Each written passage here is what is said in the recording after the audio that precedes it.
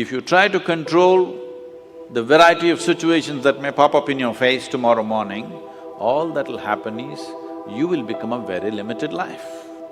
If you're well managed within yourself, you know how to manage your thought, you know how to manage your emotion, you know how to manage your body, your chemistry, your energy. If you know how to manage all this, what does it matter if you walk into hell, I'm asking? If you are well managed, if you are a heaven within you, what does it matter where you go? Hell also will be an interesting place to go. But if you are ill-managed, then you want to be in a nice place all the time. You will not step out into anything. If you try to control the variety of situations that may pop up in your face tomorrow morning, all that'll happen is you will become a very limited life. You would step out into the world and do whatever that needs to be done only if you have an assurance, no matter what you walk into, you will not lose yourself. You will walk full stride, otherwise you'll only be a half a step. Most human beings are half steps because the fear of suffering. If this happens, what'll happen to me? If that happens, what'll happen to me? If you're well managed within yourself, you know how to manage your thought, you know how to manage your emotion, you know how to manage your body, your chemistry, your energy. If you know how to manage all this, what does it matter if you walk into hell, I'm asking? If you are well managed, if you are a heaven within you, what does it matter where you go? Hell also will be an interesting place to go. But if you are ill-managed, then you want to be in a nice place all the time. You will not step out into anything. I'm not saying this is wrong, this is against nature, because in nature, every life is aspiring to be as much as it can be, isn't it? Every life is naturally aspiring. This is not a philosophy, this is not an ideology that you must do this or that. It is natural and intrinsic for every life that it will do as much as it can. From an earthworm, from a worm to an insect to a bird, to an animal to a tree, every one of them are trying to be full-fledged life. If you go against this simply because of the fear of suffering, then all possibilities of exploring the nature of being human, the tremendous immensity of being human is just lost upon humanity. Today, you will see this everywhere. When people say, I am only human, they are talking about the limitations of being human. They are not talking about the possibilities of being human, isn't it? If we are the most intelligent species on the planet, if we are the most capable species on the planet, should we be talking about our possibilities or should we be talking about our limitations? Whenever anybody writes or says, oh, we are human, they are always referring to their limitations, never to the possibilities of being human. This is because the most fundamental things have not been taught in our education systems, how to handle your thought and your emotion.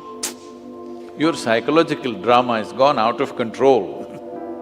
It's a badly directed drama, believe me.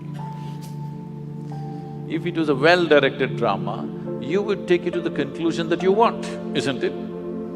Because it's a badly directed drama, just about anybody can take charge of it.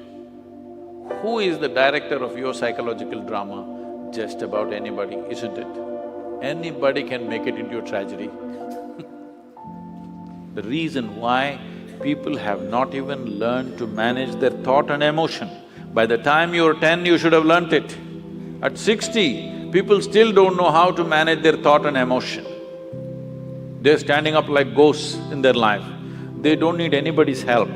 They can go on endlessly creating suffering for themselves. Now, suppose you did not know how… you have normal hands and you do not know how to use it. What would you call yourself? No, you tell yourself, don't tell me, it's okay. Whatever you think, if you have a normal process of mental faculty and you do not know how to use it, it means the same thing, yes or no? Does it mean the same thing or no? You don't have a normal hand, then you can't use it, that's different. We will look at you compassionately. But you have a normal hand and you don't know how to use it.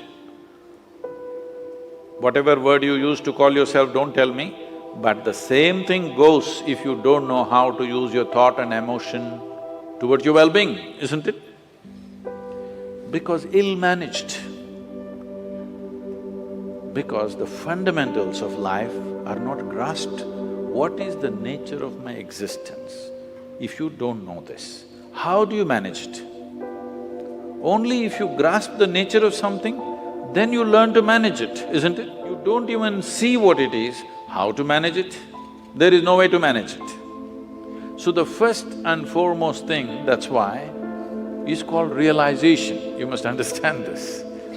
In this country, in this culture, we never refer to any kind of spiritual realization as an attainment. We only said it is a realization. Realization means you simply saw what is already there. You did not invent anything. You did not climb the top of a mountain. You are beginning to see everything just the way it is. But that has become such a rarity that it is being hugely valued. Someone was asking me 3 days ago, I was in Kerala, "Sadhguru, you seem to know everything." I said, "See, there is only one thing I know. I know this one thing from its origin to its ultimate." I said, "I know only one thing, and what are you clapping your hands for?" I know only this one thing. But because the nature of human experience is such, you know everything only through this one.